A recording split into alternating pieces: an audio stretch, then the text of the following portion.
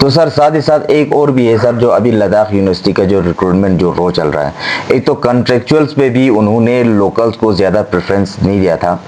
और बाकी हाँ, as a matter of fact ये भी है कि वहाँ पे ऐसी बात भी नहीं कि हमारे स्टूडेंट्स नहीं है, हमारे स्कॉलर्स नहीं बट पढ़ा रहे हैं, बट जितना होना चाहिए था, जितना लद्दाखी स्कॉलर्स को वेटेज दे के या उनको प्रेफरेंस दे के लेना चाहिए था, और जो अभी 2025 के जून में अभी हमारा जो रिजर्वेशन जो लॉ भी आया उनको भी इम्प्लीमेंट नहीं किया। अभी जो हो रहा है कि दिसंबर में फिर से वो जो 2019 का जो रिक्रूटमेंट था, कुछ असामीज को पूर्ण करना था, वो अभी वो फिर से पहली बार चला रहे हैं। लद्दाख में पहली बार गेजेटेड पोस्ट रिक्रूट कर रहे हैं। लेकिन वो जो अभी के जो न्यू जो रूल्स आए हैं लद्दाख में, जो लागू हुआ है सेंट्रल गवर्नमेंट द्वारा, MHA द्वारा जो अप्रूव करके आया है, उनको इम्प्लीमेंट नहीं कर रहे हैं। और जो इसमें जो बाकी जितने भी सारे इंडिया के दूसरे जो स्टेट से जो एसटीज आएंगे, वो भी साथ में ही लद्दाखियों का ही कम्पीट करेंगे। तो ऐसे में लद्दाखियों का तो वहाँ पे जो चांसेस है, प्रोबेबिलिटी है, बहुत ही कम है। तो इस बारे में आप क्या कहना चाहेंगे सर? इतना अप्रूवल मिलने के बाद भी लद्दाख यूनिवर्सिटी इन सारी चीज़ों को इग्नोर कर रही है।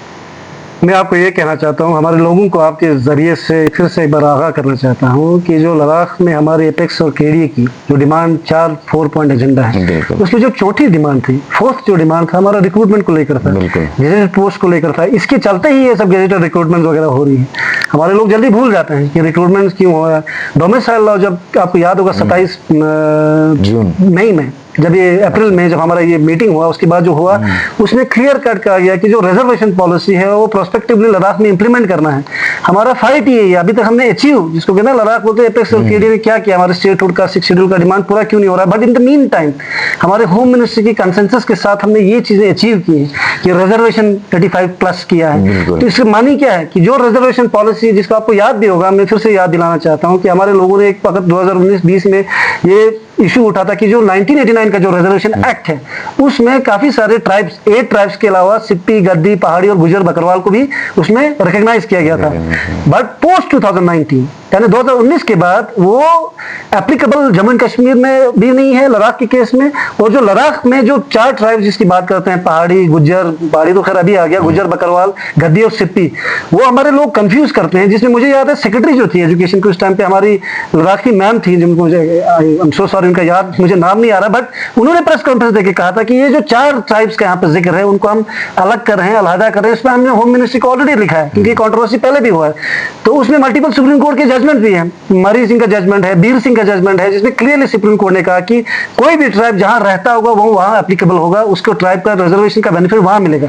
यहाँ तो गिद्दी सप्पी है नहीं है, यहाँ तो ना गुजर बकरवाल है ना, तो इसलिए वो वैसे भी रिजेक्टेड है। बट पोस्ट 2025 इस मई में 27 मई के बाद वो रिजर्वेशन रूल लद्दाख में एप्लीकेबल है, यानी लद्दाखी लोगों को रिजर्व करना है पोस्ट, चाहे वो कॉन्ट्रेक्चुअल है। तो मैंने ये भी देखा कि हमारे बहुत सारे आउटसोर्सिंग के नाम पर बहुत सारे बाहर के लोगों को, मेरे पास बहुत सारे लोग अभी आए थे, वो भी इलीगल है, हमें उसमें भी कार्रवाई करनी। तो हमारी जो मुआहदा गवर्नमेंट के साथ हुआ है कि रिजर्वेशन की जो पॉलिसी है लद्दाख में प्रोस्पेक्टिवली एप्लीकेबल हो चुका है ऑलरेडी। तो ऐसे में अगर यूनिवर्सिटी उस लॉ को अगर ब्रीच करती है, और मैंने ये भी देखा है कि उसमें ऑलरेडी सब जुडिस है मैटर, तो ये इलीगल है। There should be an inquiry against the vice chancellor and against this recruitment that is being done. और मुझे लगता है, क्योंकि मुझे एक्चुअली पूरा नॉलेज नहीं है, but if these rules are not being followed, the reservation policy is not being followed, अगर रिजर्वेशन पॉलिसी फॉलो नहीं हो रहा है और बाहर के ट्राइब्स को अगर आप अलाउ कर रहे हैं, तो दैट इज इलीगल।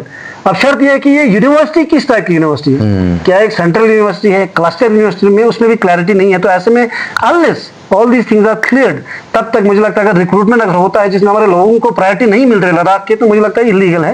वो कोर्ट में भी चैलेंज करने चाहिए, हम भी इस मुद्दे को उठाएंगे होम मिनिस्ट्री के साथ। मुझे हमारे, आई एम श्योर हमारे एपेक्स और केडीए की जो लीडरशिप है उनको भी उठाएगी। तो कोई भी रिजर्वेशन में हमारे लद्दाखियों को अगर प्रेफरेंस नहीं मिल रहा है, दैट इज इलीगल, इंक्लूडिंग जो हमारे अभी तक इनने जो ये आउटसोर्सिंग के नाम पे बहुत सारे लोगों को लाया है। और आउटसोर्सिंग एजेंसीज को कश्मीर में, कोई रैंडम एजेंसीज को, उनका जो क्लियरिटी नहीं है कि किस बेसिस पे आपने रिक्रूटमेंट एजेंसीज को दिया है, क्या टेंडर हुआ है, उन सब में कोई ट्रांसपेरेंट अगर वेबसाइट पर नहीं होगा। इनके वन ऑफ द सेक्रेटरीज को हमने पहले भी एक हमारे लोगों ने दिया है एक रिप्रेजेंटेशन, अगर उसमें कोई कार्रवाई नहीं होता तो secretary should be held accountable कि इसमें आप रिक्रूटमेंट जो आउटसोर्सिंग एजेंसीज को दे रहे हो कैसे दे रहे हैं, उसमें आपने क्या फॉर्मूला यूज किया, और everything everything related to employment under Article 14 as well as under Article 16, everything should be transparent. यानी पब्लिक डोमेन में हर चीज होना चाहिए, क्योंकि बुनियादी फंडामेंटल राइट है लोगों का। तो मुझे लगता है my sympathy, I am in favour with all the जो हमारे स्कॉलर्स हैं, उनकी स्कॉलर्स की मैंने देखा था, प्रेसिडेंट साहब भी कुछ दे रहे थे प्रेस कॉन्फ्रेंस में। मैं समझता हूँ कोई भी अगर इसमें लैक ऑफ ट्रांसपेरेंसी है तो उसमें हमें सवाल करने की जरूरत है। और यूनिवर्सिटी से मैं गुजारिश करूँगा, जो वाइस चांसलर है उनको इस पर क्लैरिफाई करना चाहिए without before doing the recruitment. ये नहीं कि रिक्रूटमेंट के बाद बोलेंगे हमने ये किया वो किया, उससे पहले उनको इस पर क्लैरिफाई करना चाहिए सो दैट क्लियर हो, क्योंकि हमें उनकी भी बात सुनने की जरूरत है, क्योंकि अभी तक उनकी तरफ से कोई इसमें प्रेस कॉन्फ्रेंस या कोई क्लैरिफिकेशन नहीं आया। तो मैं गुजारिश करता हूं आपके माध्यम से कि उनको भी क्लियर करना चाहिए। Only when everything is cleared, only when की ट्रांसपेरेंट मैनर में इसको properly due process of law अगर फॉलो हुआ तो प्रॉपर्ली जब तक इसको बताते नहीं तब तक इसको रिक्रूटमेंट बिल्कुल नहीं करनी चाहिए मेरे हिसाब से। Thank you so much sir. तो लास्ट में आपसे यही एक लास्ट में जो हमारे जो रिसर्च स्कॉलर्स है या लद्दाख के यूथ अभी काफ़ी डेस्परेट है, और साथ ही साथ आपने पहले डिस्कस भी किया कि गवर्नमेंट के साथ एक मायूसी का माहौल है, तो उन सारे यूथ को आप क्या मैसेज देना चाहेंगे सर?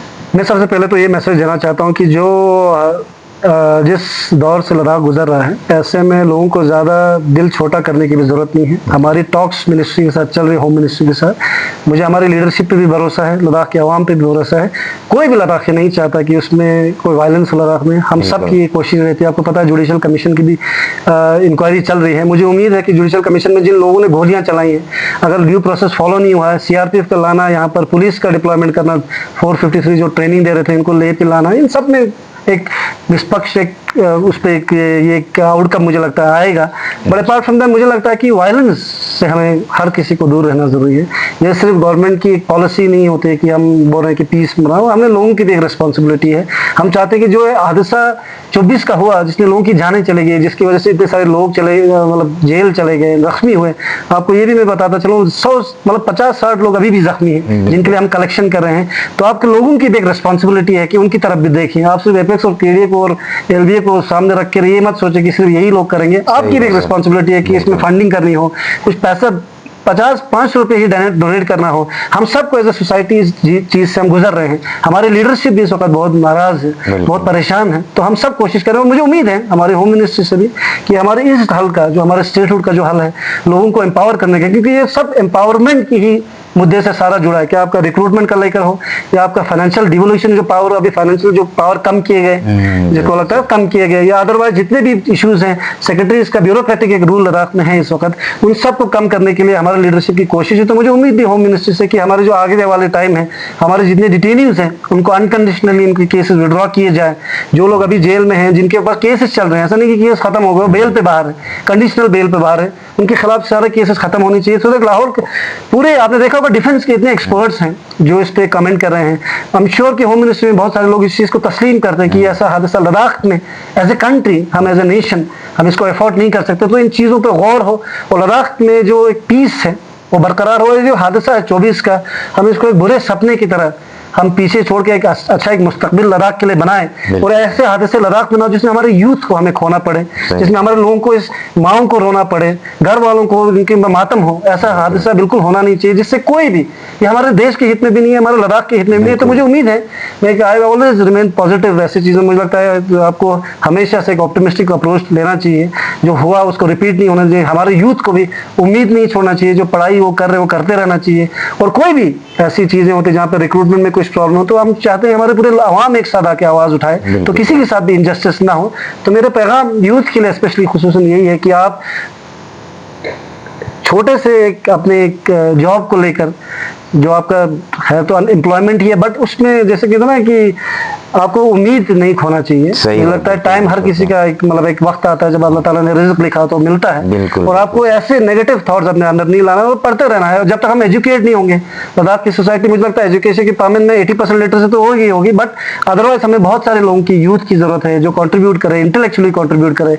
आप लेख लिखें, लद्दाख के हालात के बारे में लिखें, तो हमें लद्दाख को एक ओवरऑल एक सक्सेसफुल सोसाइटी बनाने के लिए जिस बंदे के पास रोजगार नहीं भी है उसकी भी जरूरत है, वो अपना एक कॉन्ट्रीब्यूशन एक कमेंट के जरिए भी जो करता है। तो मुझे लगता है एक माहौल बनाने में हमारा ज्यादा कंट्रीब्यूशन है। सही बात जस्ट बिकॉज एक बुरा हादसा हुआ उससे हम पूरे उम्मीद खो बैठे या लद्दाख के फ्यूचर को इसी तरह से देखें, मुझे लगता नहीं वो सही है। हमें एक पॉजिटिव अप्रोच में, लद्दाख ने भी बहुत सारे जंगें देखी हैं, हमारे देश के फौज यहाँ पे शहीद हुए, हमारे लोग शहीद हुए, लेकिन फिर भी लद्दाख हर बार उभर के आता है। तो मुझे उम्मीद है कि मैं यूथ से भी, मेरे आवाम से भी उम्मीद है कि हम इस डार्क एपिसोड जो हमारे 24 को हुआ, उसके बाद अभी एक जिसको कहते हैं ना, एक एब एंड फ्लो जो होता है, एब जो होता है, एक जिसमें बुरे दौर से जो गुजर रहा है, मुझे लगता है दौर भी ज्यादा देर तक नहीं रहेगा। तो इंशाल्लाह मुझे लगता है लद्दाख के हालात साजगार होंगे और हमारी जो डिमांड्स है वो पूरे किए जाएंगे इंशाल्लाह। बहुत बहुत शुक्रिया सर कि आपने अपने कीमती औकात में से वक़्त निकाला, और उम्मीद है कि हमारे यूथ अब इसी तरह जो आपने अभी कहा उनके कहे हुए, आपकी कही हुए बातों पे अमल करेंगे और उम्मीद का दामन नहीं छोड़ेंगे। तो दोस्तों, इसी पर आज की वीडियो को इख्तिताम करते हैं। तो अपना ख्याल रखिएगा। खुदा हाफिज़।